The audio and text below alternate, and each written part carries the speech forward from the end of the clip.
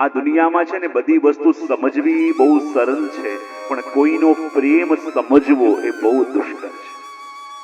અને જ્યારે બે પ્રિય વ્યક્તિ વાત કરતા હોય ને તો એમાં કેટલાક સાંકેતિક શબ્દો પણ હોય છે.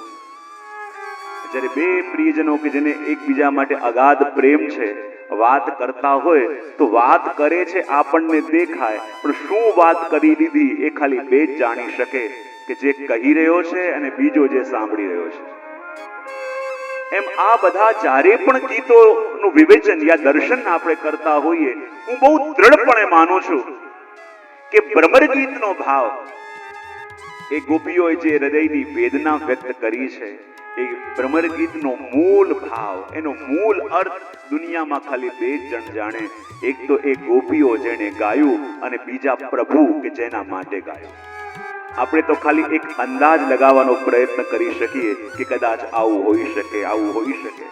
અને આચાર્ય ચરણની વાણીથી આપણને દર્શન મળે કે ગોપીઓનો અભિપ્રેત મત શું છે અને ગોપીઓ શું કહેવા માંગી રહી છે. કારણ કે ભ્રમર ગીતની અંદર કેટલાક એવા શબ્દો આવશે જેમાં ગોપીઓ પ્રભુને બહુ સંભળાવે છે કે જ્યાં પ્રિયત્વ હોય, જ્યાં પ્રેમ હોય ને ત્યાં અધિકાર પણ આવી જાય. અને અધિકાર આવી જાય ત્યાં પછી કેટલાક શબ્દો એવા પણ વ્યવહારમાં આવે કે એનો અર્થ વિચારવા જઈએ તો આપણે પોતે ગૂંચવાઈએ. પણ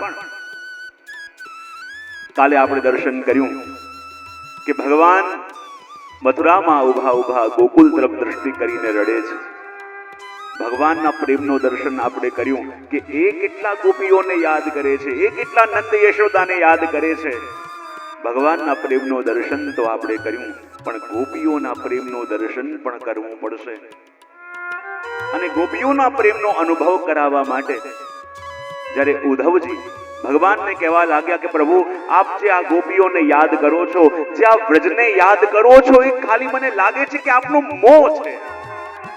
આ સંયોગ વિયોગની વાતો બધી વ્યર્થ છે. કારણ કે સનાતન સિદ્ધાંત છે કે જેનો સંયોગ છે એનો વિયોગ પણ છે. તો પછી પ્રભુ આ બધું ચિંતન આપ છોડો. ને ત્યારે ભગવાન કહે કે પ્રેમની વાતો ક્યારે પણ ઉપદેશ કરીને ના આવે.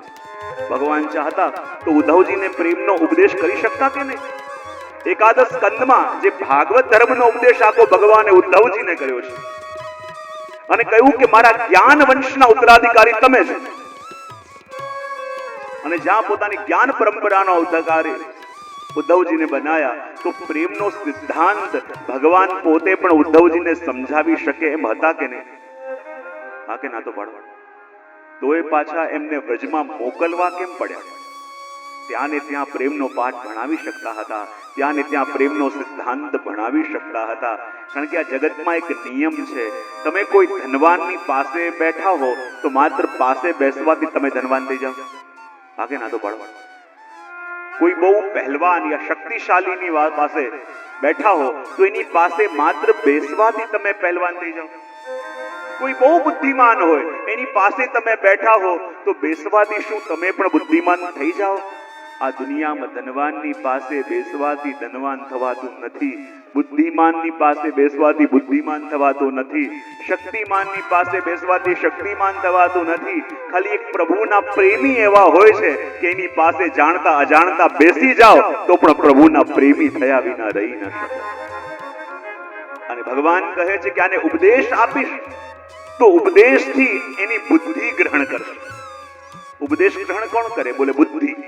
પણ જ્યારે સંગનો અનુભવ કરશે, જ્યારે ગોપીઓની પાસે ઉભો રહેશે અને ગોપીઓના પાસે ઉભા રહીને એમની વાતો સાંભળશે, તો જેમ એક ઓરડાની અંદર ઘણી બધી સિતારો મૂકેલી હોય, એમાંથી કોઈ એક સિતારના તારને તમે ઝંઝનાવી દો તો ઓરડામાં રહેલી બધી સિતારોના તારમાં એના કંપનનો અનુભવ થશે.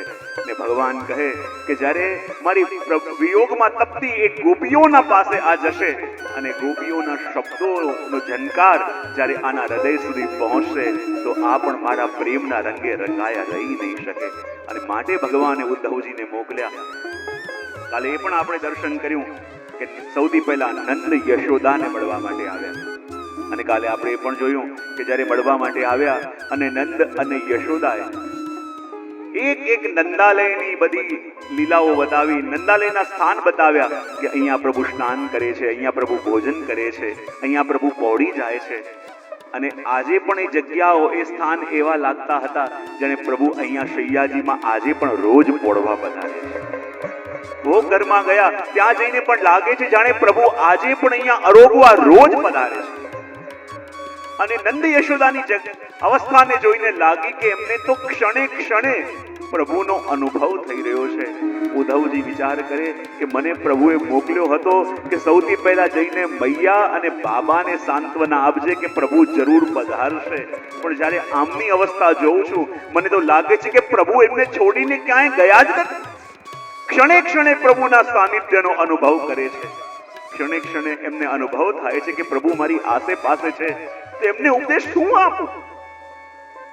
બ્રહ્મ વ્યાપક છે, એમને ખાલી ભણ્યું છે, વાંચ્યું છે, પણ આ તો અનુભવ કરી રહ્યા છે કે જો જે મથુરામાં બિરાજે છે એનો અનુભવ એ લોકો અહીંયા બ્રજની અંદર પણ કરી રહ્યા છે.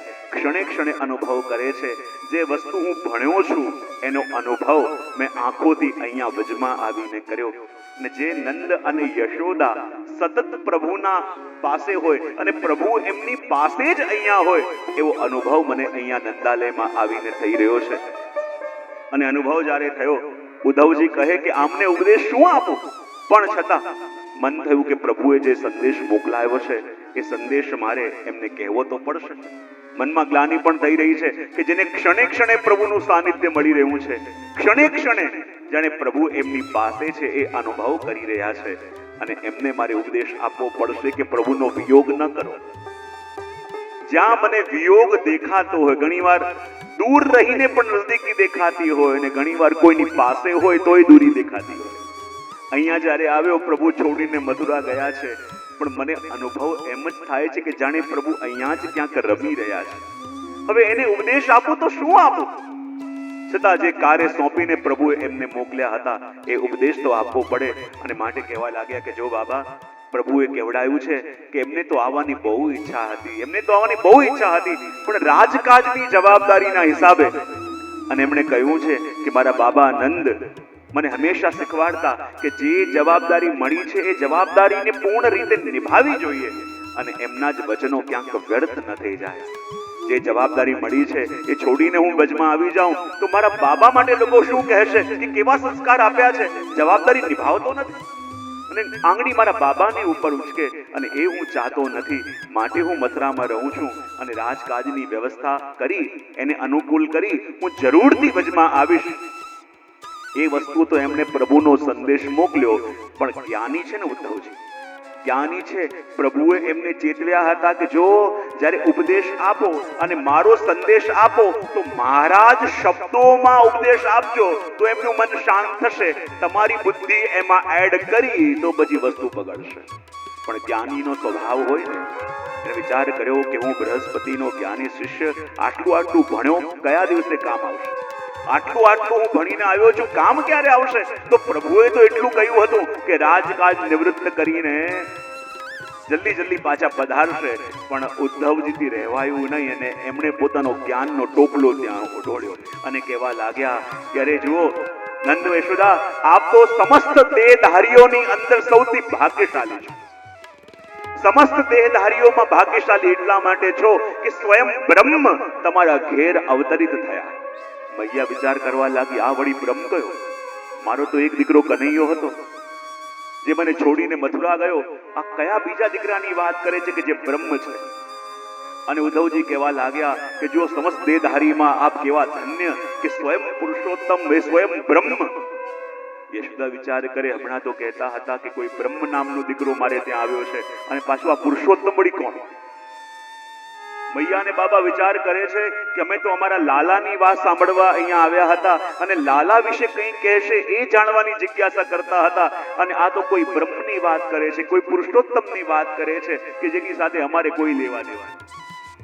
અને જ્યારે વાત કરીને ગયા, જો સમસ્ત દેહધારીમાં આપ ધન્ય છો, કારણ કે બ્રહ્મ જે સર્વવ્યાપક છે એ આપના ઘેર પુત્ર બનીને પ્રગટ્યા. અને જુઓ તો ખરા, જ્યારે જ્યારે પણ જીવોના હૃદયમાં તાપ જાગે છે તો એ પુરુષોત્તમ સાકાર રૂપ ધારણ કરીને ત્યાં પ્રગટે છે અને એમના તાપોને દૂર કરે છે.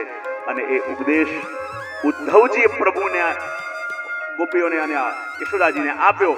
પણ ખાલી નંદ અને યશોદાને ખાલી પહેલું સેન્ટેન્સ સમજાયું કે પ્રભુએ કીધું હતું કે આ રાજકાજની બધી વ્યવસ્થા કરીને અને હું પછી વચમાં આવીશ. પણ પછી જે જ્ઞાનનો ટોપલો ઉદ્ધવજી ઠાલવવા ગયા એ ન તો નંદ યશોદાને સમજાયું કે ન એમને પોતાનું લાગ્યું.